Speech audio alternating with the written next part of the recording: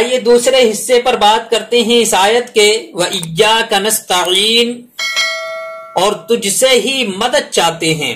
اس آیت میں بیان کیا گیا کہ مدد طلب کرنا چاہے واسطے کے ساتھ ہو یا واسطے کے بغیر ہو، ہر طرح سے اللہ تعالیٰ کے ساتھ خاص ہے، اور اللہ تعالیٰ کی ذات ہی ایسی ہے جس سے حقیقی طور پر مدد طلب کی جائے۔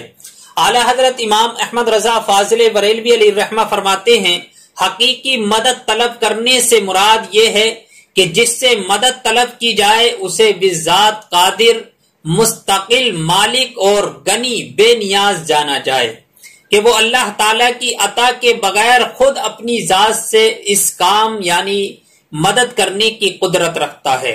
اللہ تعالیٰ کے علاوہ کسی اور کے بارے میں یہ عقیدہ رکھنا ہر مسلمان کے نزدیک شرک ہے، اور کوئی مسلمان اللہ تعالیٰ کے علاوہ کسی اور کے بارے میں ایسا عقیدہ نہیں رکھتا، اور اللہ تعالیٰ کے مقبول بندوں کے بارے میں مسلمان یہ عقیدہ رکھتا ہے کہ وہ اللہ تعالیٰ کی بارگاہ تک پہنچنے کے لیے واسطہ اور حاجات پوری ہونے کا وسیلہ اور ذریعہ ہیں۔ تو جس طرح حقیقی وجود کے کسی کے پیدا کیے بغیر خود اپنی ذات سے موجود ہونا اللہ تعالیٰ کے ساتھ خاص ہے، اس کے باوجود کسی کو موجود یعنی موجود کہنا اس وقت تک شرک نہیں جب تک کہ وہی حقیقی وجود مراد نہ لیا جائے۔ یوں ہی حقیقی علم کہ کسی کی عطا کے بغیر خود اپنی ذات سے ہو، اور حقیقی تعلیم کہ کسی چیز کی محتاجی کے بغیر از خود کسی کو سکھانا اللہ تعالیٰ کے ساتھ خاص ہے۔ اس کے باوجود دوسرے کو عالم کہنا یا اس سے علم طلب کرنا اس وقت تک شرک نہیں ہو سکتا جب تک کہ وہی اصلی معنی مقصود نہ ہو۔ تو اسی طرح کسی سے مدد طلب کرنے کا معاملہ ہے کہ اس کا حقیقی معنی اللہ تعالیٰ کے ساتھ خاص ہے، اور وسیلہ واسطے کے معنی میں ہے، اللہ تعالیٰ کے علاوہ کے لیے ثابت ہے اور حق ہے، بلکہ یہ معنی تو غیر خدا ہی کے لیے خاص ہے، کیونکہ اللہ تعالیٰ وسیلہ اور واسطہ بننے سے پاک ہے۔ اس سے اوپر کون ہے کہ اس کی طرف جو وسیلہ ہوگا، اور اس کے سوا حقیقی حاجت روا کون ہے کہ یہ بیچ میں واسطہ بنے گا۔ بد مذہبوں کی طرف سے ہونے والے ایک اعتراض ذکر کر اس کے جواب میں فرماتے ہیں کہ یہ نہیں ہو سکتا کہ خدا سے توسل کر کے اسے کسی کے یہاں وسیلہ اور ذریعہ بنایا جائے۔ اس وسیلے بننے کو ہم اولیاء اکرام سے مانگتے ہیں کہ وہ دربار الہی میں ہمارا وسیلہ، ذریعہ اور قضاء حاجات کا واسطہ ہو جائیں۔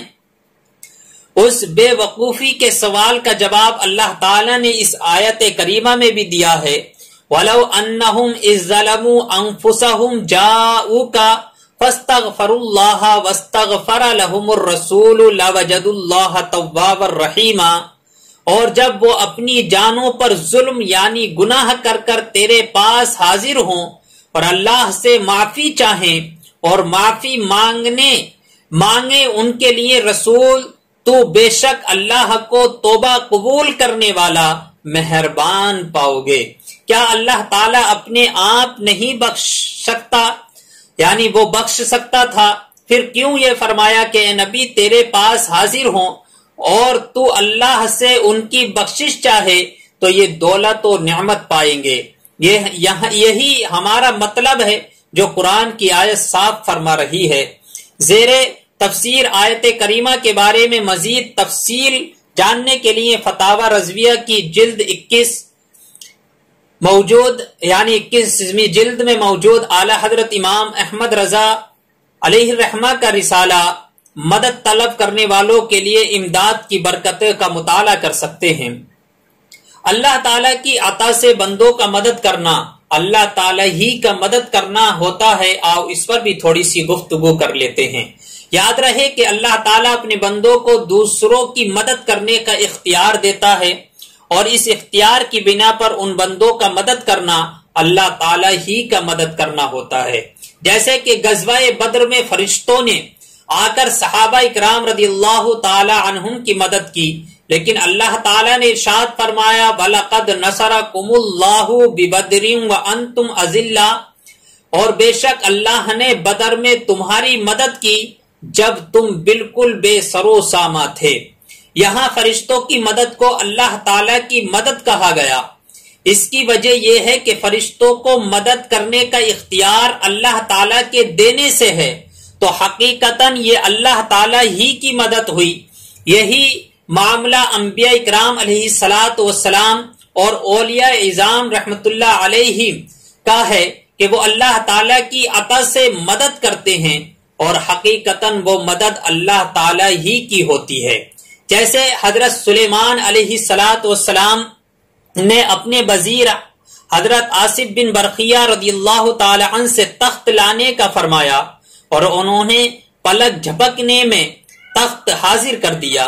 اس پر انہوں نے فرمایا ھذا من فضل ربی، یہ میرے رب کے فضل سے ہے۔ اور تاجدار رسالت صلی اللہ علیہ وسلم کی سیرت مبارکہ میں مدد کرنے کی تو اتنی مثالیں موجود ہیں کہ اگر سب جمع کی جائیں تو ایک ضخیم کتاب مرتب ہو سکتی ہے۔ ان میں سے میں چند مثالیں آپ کے سامنے پیش کر دوں۔ نمبر 1، صحیح بخاری میں ہے، نبی کریم صلی اللہ علیہ وسلم نے تھوڑے سے کھانے سے پورے لشکر کو سیر کر دیا، یعنی تھوڑے سے کھانے سے پورا لشکر کھا کر سیر ہو گیا۔ دوسرے نمبر 2 ہے، نبی کریم صلی اللہ علیہ وسلم نے دودھ کے ایک پیالے سے 70 صحابہ اکرام کو سیراب کر دیا۔ اور تیسرے، انگلیوں سے پانی کے چشمے جاری کر کر 1400 صحابہ یا اس سے بھی زائد افراد کو سیراب کر دیا۔ اور چوتھا، لعاب دہن سے بہت سے لوگوں کو شفا عطا فرمائی۔ اور یہ تمام مددیں چونکہ اللہ تعالیٰ کی عطا کردہ طاقت سے تھی، لہذا سب اللہ تعالیٰ ہی کی مددیں ہیں۔ اس بارے میں مزید تفصیل کے لیے آپ فتاوی رضویہ کی جلد 30 میں موجود اعلی حضرت امام احمد رضا فاضل بریلوی علیہ الرحمہ کے رسالے الامن والعلا لنعاته المصطفیٰ بدفاع البلاء، یعنی مصطفیٰ کریم صلی اللہ علیہ وسلم کو دافع البلاء یعنی بلائیں دور کرنے والا کہنے والوں کے لیے یہ رسالہ ہے، یعنی کہنے والوں کے لیے انعامات کا مطالعہ، یعنی یہ رسالے کا نام ہے، اس کا مطالعہ کر سکتے ہیں اور زیادہ جانکاری حاصل کر سکتے ہیں۔ اللہ تعالی ہم سب کو ان باتوں پر عمل کرنے کی توفیق عطا فرمائے، بد مذہبوں سے بچنے کی توفیق عطا فرمائے، آمین یا رب العالمین۔